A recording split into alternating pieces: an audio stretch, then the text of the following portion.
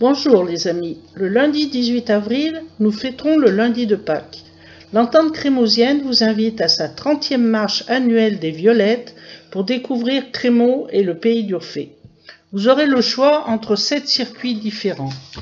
Pour que vous puissiez apprécier vos promenades, des bénévoles entretiennent toute l'année une partie des chemins de terre ruraux, sur la totalité des chemins recensés à la charge de la commune et de la communauté de communes de Pays d'Urfé.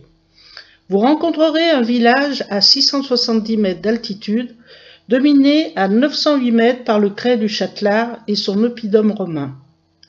Selon les circuits, vous pourrez admirer la vue au loin sur les monts du Lyonnais de l'autre côté de la plaine de Roanne, ou bien sur le château des Cornes d'Urfé, ou plus au sud sur la station de Chalmazel. Vous pourrez faire des pauses au relais tenus par des bénévoles qui vous accueilleront avec la bonne humeur des Crémosiens et Crémosiennes. Vous pourrez vous désaltérer et vous restaurer en attendant le retour au village. Mais pour découvrir tous les trésors de notre village, il vous faudra plus d'une marche et donc revenir plusieurs fois pour parcourir tous nos chemins. Si la Bretagne a ses menhirs à Carnac, la Lozère ses menhirs dans les contreforts du mont Lozère, nous aussi, chez nous, nous avons une grande quantité de mégalithes à rechercher. Les menhirs dans le département de la Loire ne sont pas regroupés dans un même lieu comme en Bretagne ou Lozère, parce qu'ils ont été utilisés soit pour les constructions, les murs de séparation des terres, les repères de chemin ou d'autres usages que nous verrons plus loin.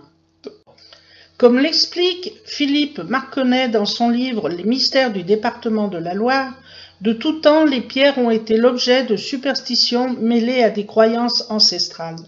C'est pourquoi elles ont été christianisées pour lutter contre le paganisme. Certaines ont été détruites par ignorance, mais tâchons de garder celles qui restent. Elles sont la mémoire éternelle de nos ancêtres et deviendront la nôtre lorsque nous ne serons plus là. D'abord, vous trouverez des mégalithes christianisés pour marquer les croisements ou les chemins.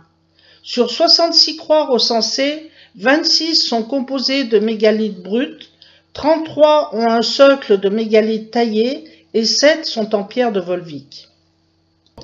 Imaginez une marguerite à 4 pétales avec le bourg de Crémaux au centre. Voilà 4 idées de promenade à la recherche des croix sur mégalithes calculées grâce à Google Earth. En descendant sur l'UC, vous pouvez compter jusqu'à 14 croix sur 10 à 15 km en partant de Judas jusqu'à Persigny, en passant par le lieu dit Les Murs, où la croix la plus ancienne datée de 1837 est enclavée au bord d'une propriété. En montant par Épualé jusqu'à la Mataude et revenant par Tours, vous verrez une douzaine de croix sur 15 à 18 km.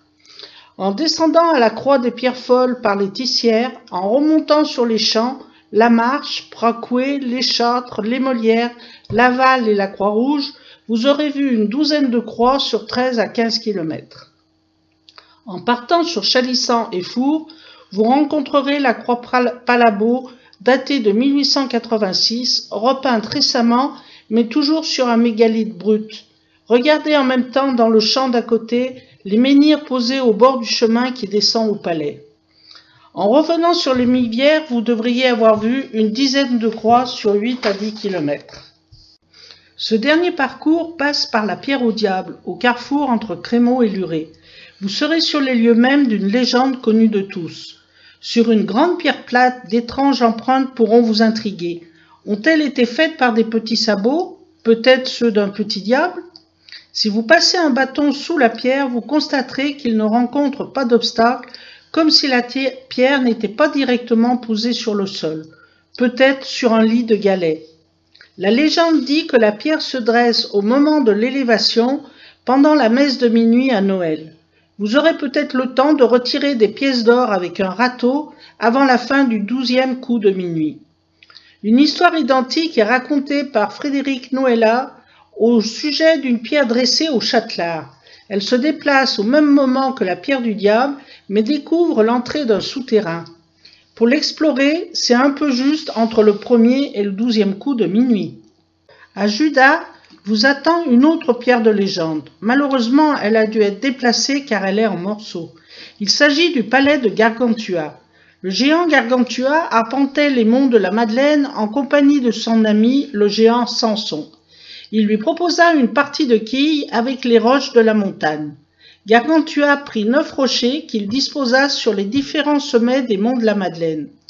Il saisit un rocher plat en guise de palais et, depuis le col de la Croix du Sud, il abattit les 9 quilles d'un coup. Samson, d'une seule enjambée, releva les quilles, puis revint à la Croix du Sud. Il lança son palais, mais ne renversa que 7 quilles. Gargantua avait gagné la partie. Depuis ce temps, les quilles n'ont jamais été redressées ni les galets déplacés. Rien ne se perd à la campagne, et nos anciens ont su exploiter ces richesses naturelles. Tout au long de vos promenades, vous verrez ces pierres taillées utilisées pour construire les bâtiments de ferme ou les maisons du bourg et des hameaux. Regardez les angles de ces bâtiments. Ils sont construits avec de grosses pierres, parfois tous les rangs, souvent un rang sur 2. Vous y retrouverez tous les coloris possibles selon leur datation géologique. Les tufs de teinte rose-rouge de 330 millions d'années, les granites de 320 millions d'années, gris clair à gros grains, ou les micro-granites lisses variant du noir au gris. Si vous passez un jour par le village de Juré ou de Saint-Jean-Chevalet, vous verrez que les maisons en pierre sont plutôt roses, alors qu'à Crémaux, c'est le gris qui domine. Maintenant, regardez les porches des fermes à cour fermée. Vous serez surpris par la taille des pierres utilisées comme celui de l'Ésat. Les murs de certaines maisons sont directement construites sur les rochers. Les nombreuses sources d'eau du pays d'Urfé ont permis de créer des puits insérés dans les murs des maisons, entourés par des pierres taillées. Avant l'arrivée des fils de fer barbelés, les pierres montées en murets étaient le seul moyen de séparer les propriétés. Les murs de soutènement ont aussi permis de créer des chemins à flanc de montagne et de limiter les éboulements de terrain. Un autre usage a été fait avec ces blocs de granit, les bachas, taillés dans le granit bris à gros grains. Il vous sera difficile de les trouver. Ils étaient utilisés pour abreuver le bétail dans les cours de ferme où une source coulait en permanence. Maintenant, les vaches ne traversent plus les cours pour aller à l'écurie puisqu'elles sont parquées dans des stabulations et leurs abreuvoirs sont en plastique. Vous pourrez voir un bachat au bas du bourg, rue des Cornes d'Urfé, posé devant une ancienne pompe. Nous aussi, nous avons vu poser pour la décoration du bourg 2 auges à cochons taillés dans le même granit. À vous de les chercher. Les viaducs et les ponts du chemin de fer où circulait le petit Taco avant 1950 sont un bon exemple de l'utilisation récente du granit local. À part un mégalithe rosé qui a été taillé pour la stèle du souvenir de la guerre d'Algérie, les pierres à crémeaux sont plutôt grises, comme le mégalithe imposant posé au milieu de la forêt côté Pracoué, en souvenir de André Mondon. Pour ceux qui veulent sortir des sentiers balisés et n'ont pas peur de se perdre dans notre grande forêt de Luivon, vous serez surpris par les coulées de pierre qui rappellent que le Massif central est un ancien volcan. De gros tumulus deviennent des terrains de jeu extraordinaires pour les enfants qui peuvent s'imaginer en chevalier ou princesse au sommet d'un château. Les rangées de pierres disposées autour font penser à plusieurs murailles protégeant leur domaine. Restez prudents tout de même, car la stabilité de ces éboulis est fragile. Le dernier trésor de Crémaux est à la Mataude.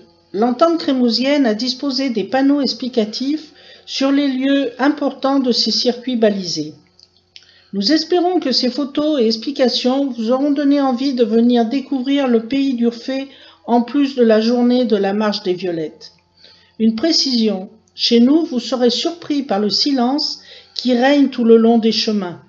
Vous découvrirez l'apaisement donné par des points de vue magnifiques et le calme de la campagne. À bientôt les amis. Muni d'un bâton et d'un chapeau, d'une boussole et d'un sac à dos, au pied des chaussures très confortables, ils se réunissent autour d'une table,